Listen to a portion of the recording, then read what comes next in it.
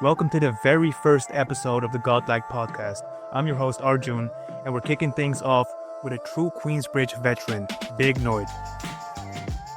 We knew him for his unforgettable verses alongside Mobb Deep, back when he was just a young man on the come-up. He's about to hit that 50-year milestone, and he's got a lot of wisdom to share. You don't see many interviews telling his side of the story, so I'm here to capture it and add it to the hip-hop archives. Let's get right into it. All right, sir. So, you've been down with Mobb Deep since the Juvenile Hell days, even before they were called Mobb Deep. They were going by Poetical Prophecy, if I'm not mistaken. Correct. Right. Do you have any standout moments or memories with them during that era? During that era, Yeah. I mean, just being in the studio for the first time, in D&D studio, which is actually a studio that became famous for rappers being in that studio. Really? So that's really like the first time seeing them work together, having in Prodigy work in the studio and work on music and making beats. Actually, Prodigy was making beats at that time as well. Really? For real. So, just to see them work together. And I always been a fan of hip hop, and I always been write my own rhymes and stuff like that, but never thought about going to the studio, like a studio album or recording, studio material. Definitely. And just to see them work, man, it was like one of the dopest things when I look back. That's beautiful to hear, man. It's beautiful. Now, after Juvenile Hell got released, Nas dropped Illmatic, which brought back Queensbridge, right? After that KRS-One shit. Right. Right. Right. And that's when you guys dropped the infamous album. And that's where you got your first shot, right? Right. And that's where you dropped that classic verse. It's the RAPPERNOYD, fools can't fuck with me. Exactly. That's the verse. It's a classic verse that got you signed to Tommy Boy Records, if I'm not mistaken, right? Correct. How was that time? Like creating that album, Episodes of a Hustler? It's a crazy time, to be honest, only because during making that album, that's why my first album was it's supposed to have been an LP. It was actually turned out only to be an EP, because I actually went to jail during the time I was making that album. Right, I got locked up, you know what I mean? So serious shit. That's serious. serious shit, word. I was on the ropes. Right. Some serious shit, but up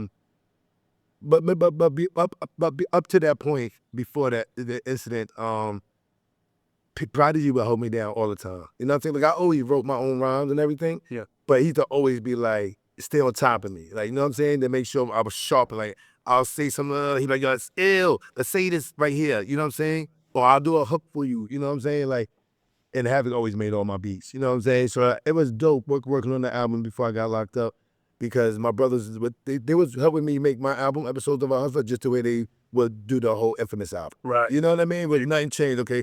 Now, Noyd got a budget. Noyd in the studio. That we all back in the studio, me, Twin, Gotti, Chinky, everybody's back in the studio, just like we did on the infamous album. Right, that's dope. Now, us in Europe, and maybe even the States, we look at rappers like superheroes, right? Now, when did you realize that your music was resonating deeper than just people liking the music? I have to say, the first time I ever performed in Paris. First time in Paris. First time in Paris. Not only that. When was that? This had to be, I want to say 98, maybe? 98. Maybe 98.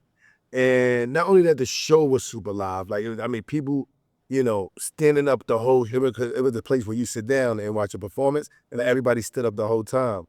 But it was more of after the show, and the people that we got to meet, it was telling us, like, you guys are our brothers. You know what I mean? Right. And it was even kind of hard for them, the language barrier, but you could feel it. You could tell they was trying to say, like, no, it's not about the music. Like, we could tell you guys are authentic and you guys are just like us, and we love you guys. You know what I mean? So that's when I knew that it was beyond just the music. The music connected us, but our lifestyle, the way we talk, the way we dress, the way we walk, right? They fell in love with that. You know what I'm saying? It was just it's the same thing as us, just from the other side of the world. You know? All right. That was fire. It's dope. All right. Now, I believe Prodigy got locked up in 2006 for gun possession and went away for 3 years, correct? Right. Now, during that time period, I'm not too sure about the year, but I'm pretty sure you did your homework. I'm pretty sure. around Right. there. Right. Indeed, right. But due to his sickle cell situation, he had to focus on his health and fitness and things, right? So after he got released from jail, did that journey of health affect you in any way? Meaning, what you mean, like his journey? Yeah, his journey with health. Well, it always have, but it always have. Because even before P got locked up, he always been a health nut. You know, eating vegetables, make sure you eating a lot of greens and stuff like that. So, and then, you know, we all share the baby mansion in Long Island together. So P will always want to make sure when we eat dinner, we're sitting down. You know, we spaghetti head, mom, niggas is full bread. That's where you get that from. You know, we used to eat a lot of pasta because it was the easiest thing to make. Right. And it made a lot, so all of us get, you know, so we could all eat.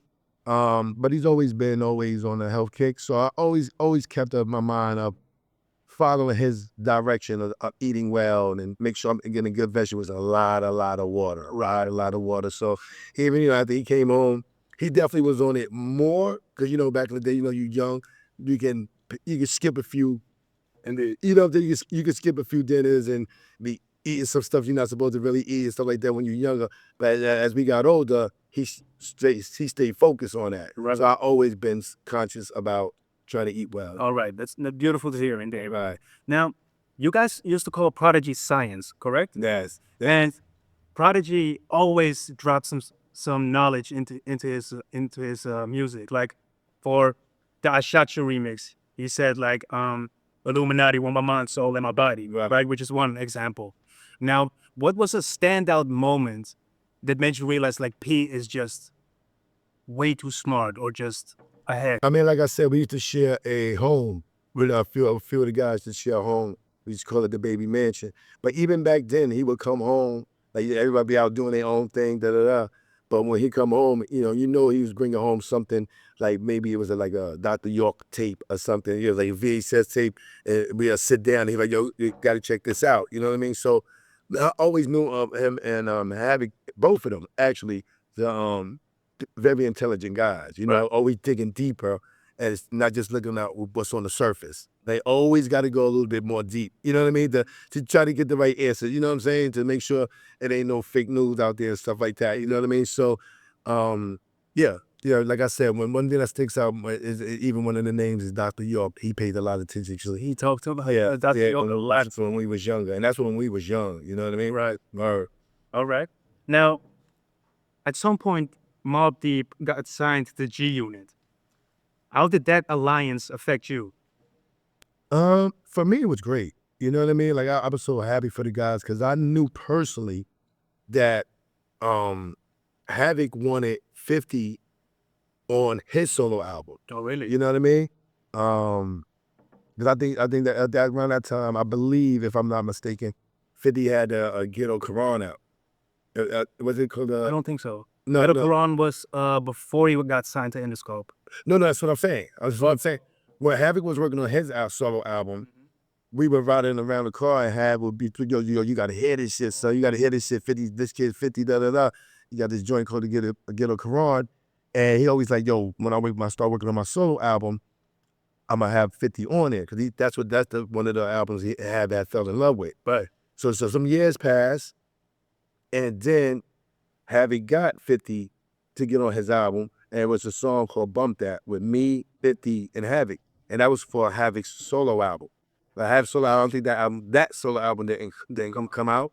But so when 50 signed Mobb Deep, it was just like full circle. Full circle. You know what I mean? It was just full circle. Because I remember Fifth coming to the studio to record his verse with me and Hav in the studio. You know what I'm saying? So. And then, you know, he goes off to Interscope and do his things and you know, does his numbers, and then he signs Mobb Deep. So it's for me, I'm like, yo, it's so crazy. I remember me and Hav listening to 50. We didn't even know who he was at the time. You know what I'm saying? And we listened to him Hav like, yo, this kid is nice. I got to get him on my album. And then years passed, and then we finally got civilians. Hav got on Chris Lighty, God bless the dead, to get Fifth in the studio. Fifth came in the studio and knocked out his verse, chill, da-da-da. Then he signs, you know, I guess some time later, and with Eminem, and then blows up and then come around and Get you guys. break Mobb Deep up. Like, yo, this is my, like, they kept it real from day one. Right. You know what I'm saying? They kept it real with each other from day one. That's beautiful. That's beautiful. Right? That shit, that's real. Real recognized real, though. You know how that goes. 50 is a solid dude. It's a solid motherfucker, man, for real. Word. Now, I hate to ask this, but you brought up the Ghetto Quran, right? Now, I know you guys were connected to E-Money Bags. Correct. Who eventually passed away due to his beef with Supreme Team. Correct. Right. 50 had his own problems with Jimmy Henchman and Supreme Team, correct? Now, did that beef ever spill into Mobb Deep, into the Mobb Deep camp? I really, I never really, I only met E-Money back like maybe once. You know what I mean? Because even though we Mobb Deep, but everybody kind of had their own little crews. I had my little crew from Brotherhood, from Brooklyn and stuff like that I would be with. I'm with Mobb Deep, that, but I had my own friends. P had his own people, Havoc had his own people, such. And I really only got to meet E-Money bags maybe once. But to answer your question, not that I know of, I don't remember anything or any stories or anything remembering that some beef that anybody else that Harrison triggered down our drama always been with us. You know what I'm saying? Like, you know what I mean? We had our own drama. So we had our own crazy drama. Right. Indeed. Now, when I hear Tony Yayo speak, Wallow 267 speak, Nipsey Hussle speak, they always speak about travel and how it changed their life. How did it affect your life? Well, that's a fact, because because of the hip hop, I'm able to travel, and if it wasn't for that, I probably would not be able to travel as much. So when I do get the opportunity to see it, I realize that it's a world out there. Right. You know what I mean? So now it gets you more thinking more. That's just thinking. You're thinking outside the box now. You know what I mean? Because you realizing like, wait, hold on. I want to spend some time in Spain. Like it ain't hard to just get on the plane in the summertime, just go spend some time in Spain. You know what I'm saying? Stuff like that. You know what I mean? So it definitely opened my eyes to traveling and realizing the different cultures and food and things in that nature. You know what I mean? Right. That's beautiful. That's beautiful. Now, you released an album called Only the Strong Survive. And I believe you also have it tatted. Right. Nice, indeed. Yeah, you do your homework. Definitely, 100%. Nice. Now, we've all had moments that we needed support from like people around us and things. What was a moment that showed you that the Mobb Deep family really held you down? Oh, that's easy. Honestly, because when I got locked up, my album wasn't completed. Like some of them had some verses that wasn't know, and they had no hooks or something like that. And to keep my deal intact, Havoc and Pete basically executive produced it. You know what I mean? Right. They made sure that it was done tight. They listened to the music, make sure it got mixed right, make sure my bars and everything was tight on it. What song they're gonna keep, which one they wasn't gonna keep. Now I know he could do better than that. They literally executed my whole my EP while I was in jail. Okay. So, because if not, then I would have lost the deal, and I needed that bread for the lawyers and this, that, and the third. You know what I mean? So Right. when Tommy Boy was like, okay, Mobb Deep is gonna help executive noise the music that he has and put it together, they was really on board. Like, okay, that's perfect, that's fine. So they held me down because if they didn't do that, I would have lost my deal. Real brotherhood. Word. Right. Right. Word. And you released Things Done Changed in 2008, if I'm not mistaken. Yeah, it was 2008. Right. That's a fact. Now looking back, we're now in 2025. What is something that hip hop is missing from back then, and what is something that you really admire about this era? What I think they missing like back then is that I don't think a lot of kids is interested in, not kids, but young, the younger generation is interested in the history. Like, 'cause when you go by like an album, it tells you the credits, like, from the engineer, you know what I mean? Right. Who produced it. Sometimes you can get where the samples came from. You know what I mean? Like, even though you got Google and you can look that stuff up now, but remember that used to be on the package. Now with everything being like streaming and stuff like that, you don't really have the physical. And I think is what's missing. I think that's why a lot of people are collecting now that does know and understand. They collecting now because they realize that they don't have that physical no more. You know what I'm saying? Right. And then what I do love about I love how they grind is. I love that the young generation took advantage of the internet, Right. and all the platforms that they have now, and they becoming bosses at a young age. Right. You know what I mean? Making a whole lot of money, and got their publishing right. Like some of you were talking about, they on point with they business, Right. and they young, and it opens an opportunity for the generation next to be able to become bosses and don't have to work for someone, and all you can do is safely right from your home. You know what I mean? So I love that part about it. I love that they on point. That's nice to hear. Right. It's nice to hear. Right. Now, to me, the definition of hip hop is turning something out of nothing. What is the definition of hip hop to you in its essence? The culture, breakdancing, graffiti, MCing, beatboxing, turntables. You know, you used to have the cardboard on the floor on the concrete and doing backspins and head spins and stuff like so.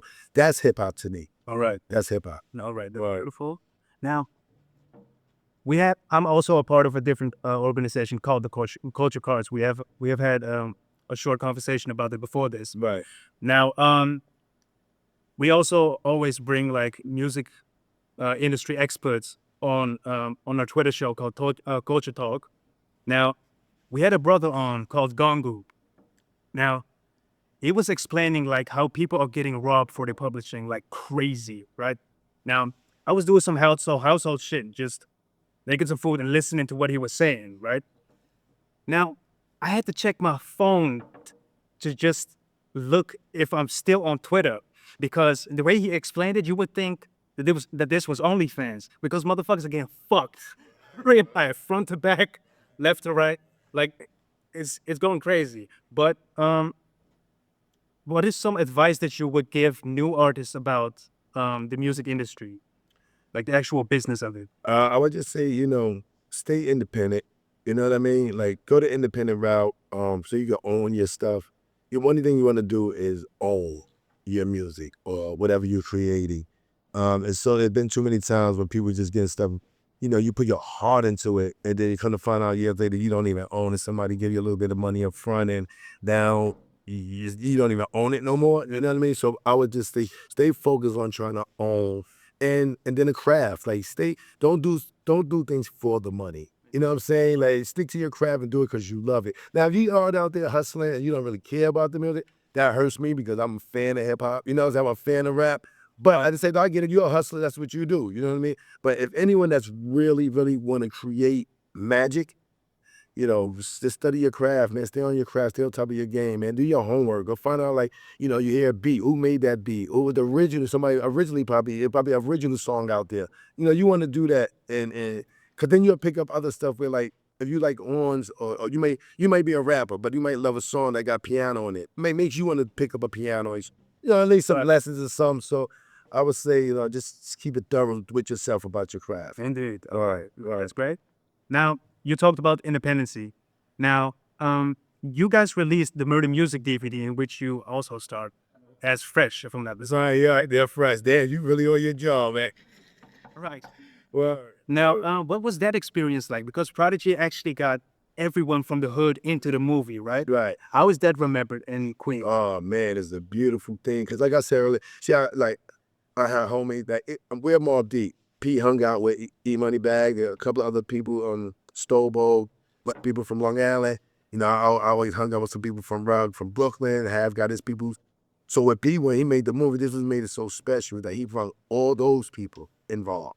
You know what I'm saying? Like, he got everybody else involved, not just Mobb Deep. So we would shoot some film in Queensbridge. We would go to Brooklyn and shoot some, we would go to Long Island, shoot some scenes, because he wanted to bring, he wanted to expand the infamous, right? You know what I'm saying? It's not just Mobb Deep now. Mobb Deep is the main, the head niggas in charge, but it's bigger than that. You know what I mean? He wanted to show everybody, like, yo, you like them feel part of the team, and like, look, get into something that you probably never thought you would do, and you might be a camera guy next year. You know what I'm saying? Shit like that. You know what I mean? So he brought everybody together. That was super dope. And we had so much fun, nigga. God damn, we were literally playing softball.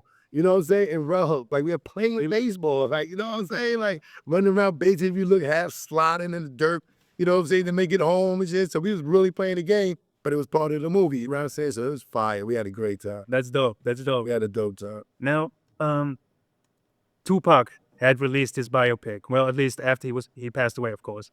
Biggie released his biopic, which were all movies, right? NWA also. Like, now, Wu-Tang recently had come out on Hulu, which tells their story in a series. Are you guys thinking about doing a biopic like a movie or a series? I'm pretty sure Havoc and Prodigy's family, because Prodigy's daughter also raps, and make beats as well. So I'm pretty sure the story gets deep. I really don't have. I would love it personally. I would love it. If it's a movie or a series, either way, I would love it. If it's done right, I would actually love to have 50 a part of that as well. You know what I mean? 50. So You know what I mean? I would love to have 50 a part of that either way as well. But that's out of my league. You know what I mean? I would just love to be there to give my input on a lot of the stories, how a lot of things went down. Because it's been so long, you know what I mean? So I'm trying everybody's stories the same, but a little bit different. Some things some people forget, things people remember. But I would love to see that. definitely. I hope it eventually does come out. Or I would I love. would love that shit, especially a series, because that story is so deep of Mobb Deep. It's crazy deep. Right. Now, the first time I've met you was in 2018 during a show in Amsterdam, where you actually came into the crowd and actually had drinks with everybody, took pictures with everybody, had conversations with everybody. And the second time I've met you was in 2023 about talking about the deal with the culture cause. Right. You told me to wait until everybody left the venue so we can go backstage to have the conversation, right? Right. But as we were walking back, a fan actually came back into the venue who lost his keys, right?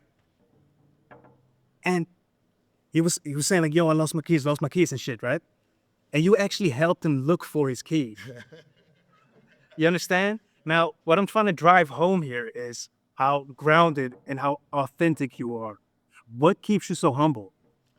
Yo, man, because I love it's a lot of crazy stuff going on in the world, but it's so much great people. Right. And I get a chance to meet you guys. Like, I'm a fan of you guys being a fan of Mobb Deep. You get what I'm saying? Because I like that because, like, when's the first song you heard of Mobb Deep that you like? Or, what is it about Mobb Deep that you like? And we could go have a beer at the bar and talk, you know what I'm saying? Kick it, you know what I'm saying?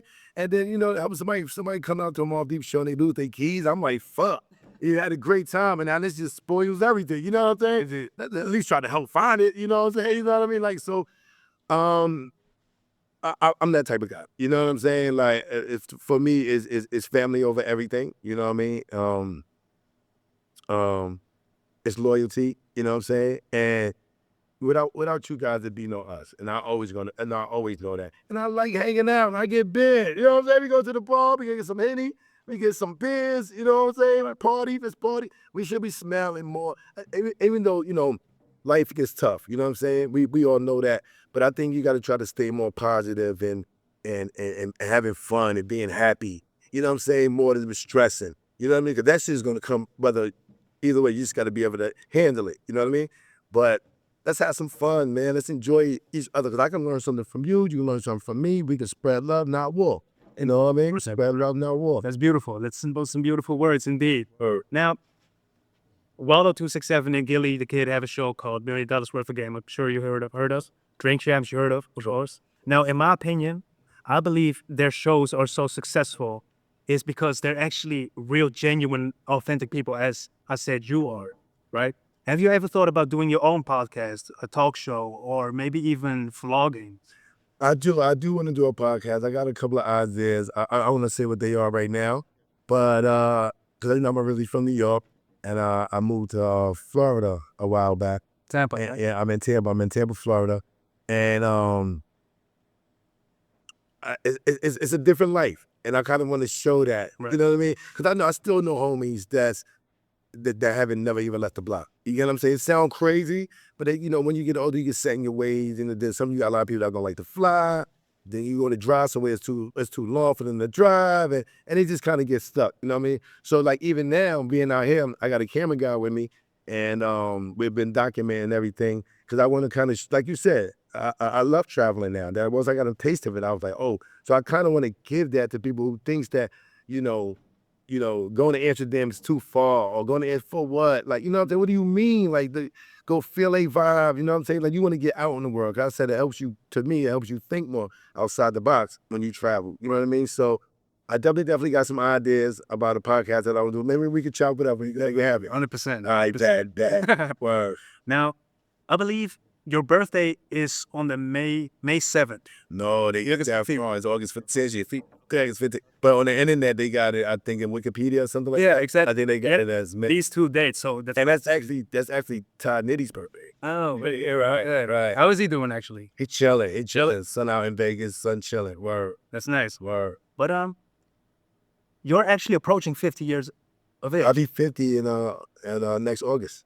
Yeah, 15. I'll be 50. Word. How do you measure your growth as a person? I mean, I'm happy, man. You know what I mean? I got a beautiful family. You know what I mean? My mom's is still doing great. You know what I mean? My brothers and sisters doing well. My kids, my girls is good. And like I said, I'm in Florida. You know, Sun Kiss Beaches. Right. I'm still out here traveling, doing this. I'm actually on tour right now. We got about 53 dates. You know what I'm saying? We're gonna be on tour for about 2.5 months. You know what I mean? I'm still able to jump off the stage and go to the bar. You know what I'm saying? You know what I mean? So life is good, man. Life is beautiful. Oh, it's beautiful. Now, are you working on some other projects at the moment? Yes, actually, me and Javi got an album we working on right now called Thun Language. Oh, really? It's called Thun Language. You know what I'm saying? So, are you gonna release it? Javi's producing the whole thing and he's rhyming on it. We haven't figured out. We were working on it and then, they just wrapped up something to do a new Mobb Deep album. Oh, You know what I mean? So we had to kind of put that back, and then because Alchemist and Havoc is both executive producing this new Mobb Deep album. Right. So we had a lot of songs done, but that's what Mobb Deep always record like that. They record 40 songs just to pick the best 9. You get what I'm saying? So me and Havoc got like 15 songs, but we were still making more just to pick out the best. But then we kind of slowed down when we started working, because right now we're actually working on a new Mobb Deep album. okay. All right. That's All dope. right, so I got the Thun Language coming out. Me and LES got a project coming out together. And then me and Alchemist is gonna work on the project together. Okay. Wow. And is that coming out on a label or independent? The Alchemist joint I'm definitely gonna do underneath AOC, most likely. Me and Javi definitely want to do an independent for the Thun Language. You know what I mean? And me and L, we just working right now. We didn't really figure out how we want to put that out or shop it. I'm pretty sure it's gonna be independent on their own shit. But we haven't even discussed that because me and L, we only in about 9 songs in right now. Oh, You know, and then me and Alchemist is about 3 songs in. all right. Wow. All right. But me and Javi got a bunch of songs. That's dope. We'd love to hear them. Yes, they Definitely. Now, do you have any final thoughts? Yes, man. Like I said, we on tour right now. You know, if we in your city, make sure you get your tickets. We got that new Mobb Deep album coming out. And let's all get up and hit 50 up so we can get this Mobb Deep movie done. You know what I mean? Or the series. Like I said, me and Javi got an album, The Thun Language, which is coming soon. And just keep looking out for new music, new projects, man, from the infamous Mobb Deep, Queensbridge, 41st side of 12th Street and all that. You already know what it is, kid, dude.